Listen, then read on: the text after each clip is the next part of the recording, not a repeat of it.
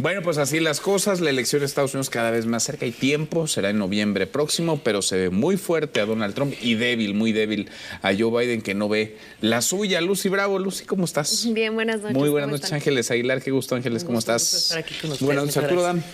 ¿Cómo estás, Arturo? Manuel, Lucy, Ángeles, muy buenas noches. Buenas noches. Pues allá va, en caballo de Hacienda, Donald Trump, Lucy, y Biden, pues no ve la suya. A todos los frentes abiertos que tenía, se acumula ahora esta enfermedad, dio positivo a COVID.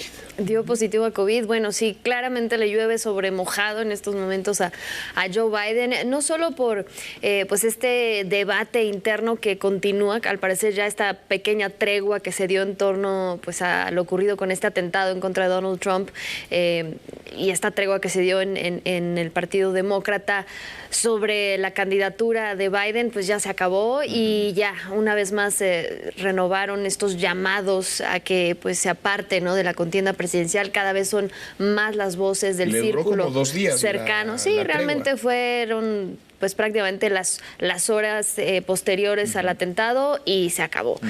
Y pues ahora llega, sí, también lo ocurrido es a lo largo de esta semana con esta Convención Nacional Republicana en la que pues efectivamente los partidarios de Trump cerraron filas en torno a un líder indiscutible, por decirlo menos. Estamos hablando de una persona que estuvo a centímetros de convertirse en mártir y claramente Joe Biden lo sabe, ¿no? Y no podría ser mayor el contraste entre ambos, ya lo mencionabas. Mientras Biden simplemente no ve la suya, Trump pues se las arregló para levantarse con el rostro ensangrentado, el puño en alto, gritando luchen, luchen, luchen, después de esquivar unas solas balas. Es decir, ni los guionistas más aventurados de Hollywood se hubieran atrevido a tanto. Y ese es el punto en el que estamos, pero llega también y se enmarca en una contienda ya de por sí repleta de primicias históricas, de extremismo también hay que decirlo, y de polarización. Entonces, a mi parecer, este evento en particular solo presagia más inestabilidad y más violencia posiblemente. Más inestabilidad y más violencia. Los ánimos están muy calientitos, Arturo. Mira, Manuel, hace 8 días decía yo que lo que necesitaba Biden de aquí al inicio de la Convención Demócrata era un evento que le permitiera demostrar que no está viejo, que está bien de sus facultades mentales, y desafortunadamente pues sucedió exactamente lo contrario. Un evento, el intento de asesinato a Trump, que lo fortalece de una manera impresionante, la reacción del mismo en el momento, luchen, luchen, luchen, y luego esa foto, que ya va a ser una de las fotos icónicas del siglo XXI, que hace referencia, inmediatamente le viene uno a la memoria aquella famosa foto de los soldados estadounidenses levantando la bandera en Iwo Jima.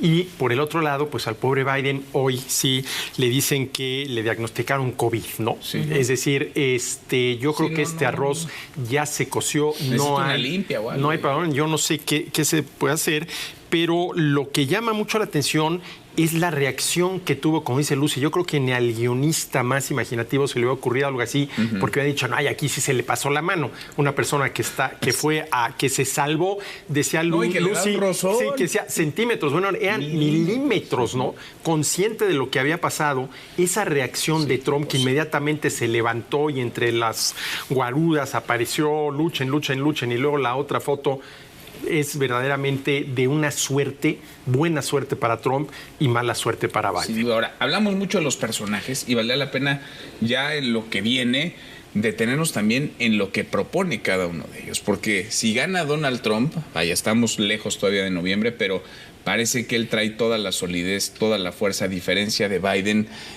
cuyo barco hace agua por todos los frentes.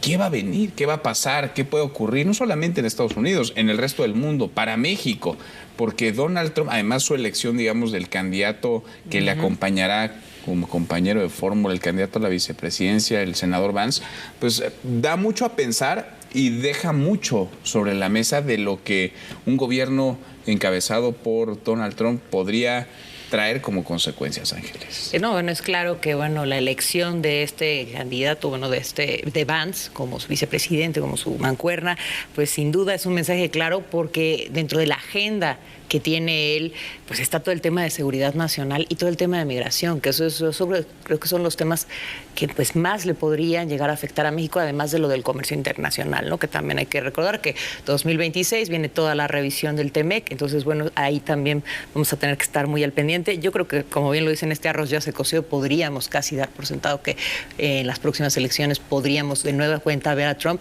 y quizás desde el día 1 podría empezar a amagar con la no firma nuevamente del TEMEC como una ficha de cambio precisamente a todo el tema de migración y de seguridad, que es ¿tú lo crees que a él buscaría más presionar así? Sí, de alguna u otra manera. Aunque se va a distanciar o se mantendría, digamos, esta distancia más todavía con respecto a China, ¿no? Y uno pensaría, ¿a poco Estados Unidos se puede pelear al mismo tiempo con China y con México? ¿Cómo? ¿Sí? ¿Se puede? Sí se puede. No se puede pelear con todo el mundo. ¿Cómo? Pues bueno, pues mira, Trump ya lo hizo y le salió bien, sí. ¿no? Hasta eso, tan es así que las políticas instauradas en la época Trump pues siguen vigentes hoy en día, ¿no?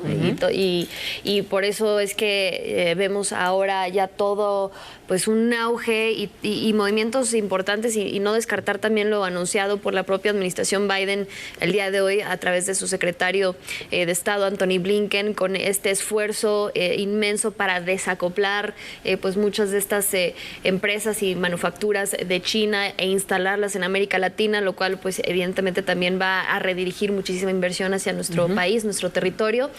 Pero pues tampoco podríamos descartar esto que ya mencionaban un poco con respecto al perfil de las personas que lo acompañan, que nos habla de cómo esta presidencia o posible presidencia de Trump 2.0 pues va a estar prácticamente encabezada por los halcones más duros, digamos, de la ideología trumpista. A diferencia de lo ocurrido en la primera presidencia de Trump, que había republicanos un poco más tradicionales, ahora sí que conservadores y de carrera, y ahora vemos que se ha rodeado precisamente de los más extremistas, lo cual, claro, sí debería preocuparnos, sobre todo si revisamos los discursos, las entrevistas del propio J.D. Vance, en las que habla abiertamente de una estrategia de intervención militar en contra de los cárteles mexicanos. O sea, él cree en que tropas estadounidenses pueden venir a territorio mexicano. Y es solo una de las ideas que ha puesto sobre la mesa, ¿no? Para combatir la crisis del fentanilo, ¿no? Que responde también a su historia personal. Él vivió en carne propia el drama de las adicciones a través de su madre. Y creo que esto no lo podemos echar en saco roto, y tendrán que ser pues parte de las señales o las coordenadas que en estos momentos en Palacio Nacional tendrán que estar monitoreando muy de cerca y tendiendo esos puentes para tratar de pues prepararse para lo que viene. Ahorita en Palacio y para lo que vendrá a partir de octubre. Y mira, a ver, señales que haya estado Trump. Trump dijo que de llegar a la presidencia propondría bajar el impuesto corporativo del 21 al 15%. Si esto lo hace, Estados Unidos se va a convertir en un país mucho más atractivo de lo que ya lo es para las inversiones directas, compitiendo abiertamente ¿qué es eso con México? El impuesto a las empresas, el impuesto a las ganancias de los empresarios en última instancia. Tus ganancias serían mayores porque te cobran menos impuestos, ¿no? Que dicho sea de paso, es una de las políticas económicas correctas de Trump. Esto sí, yo por lo particular se lo aplaudo, ¿no? Pero eso generaría mucha más competencia para México, y nuevamente la pregunta que tenemos que hacernos es, bueno, ¿qué estamos haciendo en México para aprovechar realmente la oportunidad de la relocalización o el famoso nearshoring, ¿no? Porque sí, hay mucha inversión extranjera directa, pero reinversión de utilidades, porque inversiones nuevas, frescas, por decirlo de alguna manera, no llegan al 3% del total en el primer trimestre del año. Entonces tenemos una oportunidad enorme, y la pregunta es si realmente, Manuel, la estamos aprovechando. Lo decía Coparmex. Sí, Medina Mora. Medina Mora decía el presidente Coparmex, hay inversiones detenidas y hay inversiones que ya se fueron ante la amenaza de esta iniciativa de reforma al Poder Judicial. Pero entonces ves, digamos, a una administración Donald Trump que va a ver mucho por la economía interna y que va a meter la pierna fuerte, que va a negociar duro digamos, esta, no es renegociación, pero esta revisión del TEMEC en el 2026, ¿no? Que arrancaría en 2025. Sí, porque al final del día, pues Donald Trump ni siquiera estaba tan de acuerdo con el nearshoring. Él quería un inshoring, o sea, él quería que todo fuera aquí dentro, que se quede todo acá, ¿no?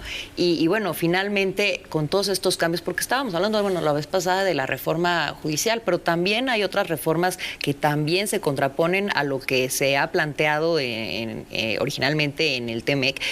Y pues existe el gran riesgo de todas estas cláusulas sunset, porque podríamos tener la siguiente revisión. O sea, se hace esta revisión y luego ya en 6 años. Pero si no hay un consenso, entonces estaríamos viendo revisiones anuales. Entonces, quiere decir que tendríamos revisión 2026, 2027, 2028. Va a estar muy ocupado, y estar Juan Ramón constantemente con y eso genera mucha inseguridad. Y menos inversión. Porque una de las ventajas de un tratado es, bueno, si se revisa cada 10 años, pues ya sabes que de aquí a 10 años tiene certeza. Pero si es cada año, para inversiones que a lo mejor tardan en dar réditos 5, 6, 7, hasta una década, eso sería terrible, ¿no? Y no olvidar que uno de los principales argumentos de Trump detrás de pues este llamado, esta exigencia de renegociar como tal el Telecán y convertirlo en el TEMEC, era precisamente resolver el tema del déficit comercial con México, el cual solo ha aumentado precisamente de esa fecha al día de hoy. Sí. Y eso claramente también es algo que va a voltear a ver en algún momento como arma política también. Ahora, fíjate, es muy interesante porque el déficit comercial generalmente se ve como algo negativo. Es exactamente al revés. Lo que te conviene tener en materia de comercio exterior es un déficit comercial. No lo puedo explicar ahorita, pero esto, bueno, desde el siglo XVIII, David Hume, Adam Smith lo tiene muy claro. Ahora, pero ese es el tema. ¿Cómo es posible que alguien como Trump no pueda entender esto? Es decir, el déficit comercial de Estados Unidos con México beneficia a los estadounidenses, no a los mexicanos, por más que la palabra déficit tenga esa connotación negativa, ¿no? Y esto pues está demostrado lógica y empíricamente, ¿no? Entonces es increíble cómo Trump, al menos cuando propuso la renegociación del TLC que se convirtió en el TEMEC, uno de los argumentos era, es que el déficit tenemos que convertirlo en superávit. No, señor, eso es exactamente lo que no hay que hacer porque el déficit los beneficia a ustedes. Ahora, ven los temas cruzándose, digamos, entrelazándose, el tema comercial, económico, el intercambio, con el de seguridad, con el de migración. O sea, digamos que en la mesa se avientan todos los ingredientes y van ahí haciendo mezclas, Donald Trump apretando por un lado, amagando por el otro, para tratar de ganar en todos los terrenos, en todos los frentes, Ángeles. Bueno, por lo pronto ahorita hay que recordar que en campañas pues sí sacan todos estos temas. Pero así lo hicieron con los aranceles. Bueno, también, ¿no? Claro, por supuesto. Movilizaron 30,000 elementos de la Guardia Nacional para cuidar la frontera sur de México. Claro, sí, bueno, hay que esperar a ver finalmente qué es lo que se sale al final, ¿no? Cuando ya hay ese triunfo que podría o no darse, aunque yo creo que sí se podría dar, y hay que estar al pendiente finalmente de qué es lo que pues se permite, etcétera, etcétera. Pero sí, sin duda, el tema de la seguridad va a ser el tema más candente, yo creo que en los próximos años, y el tema de la migración. Y curiosamente, en la última década, la realidad es que la migración de México hacia Estados Unidos ha disminuido. Sin embargo, el tema de la migración de Centroamérica y los demás países, ese es uno de los principales dolores de cabeza para Estados Unidos, y yo creo que es ahí donde van a querer ahí en seguridad tampoco hay tan buena coordinación. A ver, la DEA no tiene una buena relación con el gobierno de México. No. Y después del antecedente Genaro García Luna, que se coordinaba con las agencias de seguridad estadounidenses, tomaba decisiones con base en lo que prácticamente le ordenaban desde Estados Unidos y está en la cárcel, ¿quién se va a querer coordinar y cómo va a ser una coordinación en materia de seguridad entre autoridades estadounidenses y autoridades mexicanas? Sí, por claro. citar un tema nada más, el de seguridad. Sí, claro, pero aquí la diferencia es que el discurso se ha vuelto cada vez más radical al interior del Partido Republicano, y eso es algo que tenemos que asimilar, tenemos que entender, tenemos que, digamos que voltear la mirada hacia otro lado no sirve, eso no es una estrategia, la no estrategia no es una buena estrategia, y creo que entender que absolutamente todo en Estados Unidos se ha vuelto político y lo político se ha vuelto visceral. Y por eso es que vamos a ver, pues sí, yo creo que una relación bilateral quizás pues un poco o bastante más tensa a lo que vimos quizás en esa primera presidencia de Trump, en caso de que sí gane y llegue a la presidencia, porque pues el llamado y el mandato, sí, en este caso del electorado republicano, pues va a ser ese, y al contrario, llega recargado, reivindicado y pues con unas circunstancias totalmente distintas. Entonces yo creo que tampoco podemos confiarnos a la experiencia o a lo vivido cuando todo apunta a un mandato de Trump mucho más radical. Y si gana además por un margen amplio, con mayor legitimidad y con mayor potencia, ¿no? Para hacer y deshacer a placer, porque lo habrá ganado en las urnas. Es decir, si la elección es más apretada, si la diferencia no es tan amplia, es un escenario, si el Congreso queda dividido, pero si Donald Trump arrasa con todo, incluso obtienen la mayoría en el Senado, en la Cámara de Representantes en Estados Unidos, los republicanos, pues otra película es la que se está otra película. Y bueno, pues el tema de los migrantes, fíjate, esto es interesante porque es producto del buen desempeño de la economía estadounidense, el que tanta gente se quiere ir a Estados Unidos sabiendo que existe la oportunidad de trabajar. Necesitan esa mano de obra. Pues esa es otra, ¿no? Esa es otra, necesitan esa mano de obra, ¿no? Tal vez ahí la estrategia tendría que ser otra. ¿Cómo le hacemos para legalizar a los que entraron ilegalmente, pero están contribuyendo con mano de obra a realizar trabajos que muchos estadounidenses no quieren y que al final de cuentas contribuyen a la economía de Estados Unidos, ¿no? Ahora, yo sí soy de la idea de que si estás ilegal, bueno, pues hay que cumplir las leyes. Ahora, si por mí fuera, yo abriría las fronteras, pero bueno, ese es otro asunto. Pero mientras estén cerradas y te pidan, tienes que cumplir estos requisitos, pues si no queremos que el Estado y el gobierno en particular quede verdaderamente como algo decorativo, pues tiene que aplicar la ley, ¿no? En ese sentido, difícilmente Donald Trump va a abrir la frontera. No, al contrario. Hoy en la convención veíamos algo que nunca antes se había visto, banderas en la Convención Nacional Republicana que hacían un llamado a una deportación masiva ahora. Eso, estamos en terrenos claramente inéditos y desconocidos, y yo nada más, igual para responder a tu pregunta de hace un momento, pues Donald Trump desafortunadamente es de esos malos políticos que sí cumplen sus promesas y yo creo que hay que tomarlo por su palabra. Sí hay que creerle. Hay que creerle lo que dice, lo hace. Y lo que dicen, bueno, finalmente no es un tema realmente de que la migración como tal sea perjudicial para Estados Unidos o por ejemplo, el tema de la pérdida de los empleos, pues más bien la inteligencia artificial, incluso, etcétera, etcétera, y la automatización es la que pues le ha competido mucho a los empleos menos capacitados. Pero bueno, esto no es popular ni es sexy, ¿no? Pues ¿qué es lo que pues es sexy, popular o qué es el tema político? Pues el tema de la migración. Pues, Entonces, Arturo, gracias. Gracias, Manuel. Gracias. Ángeles. Gracias. Hasta mañana, pásala bien.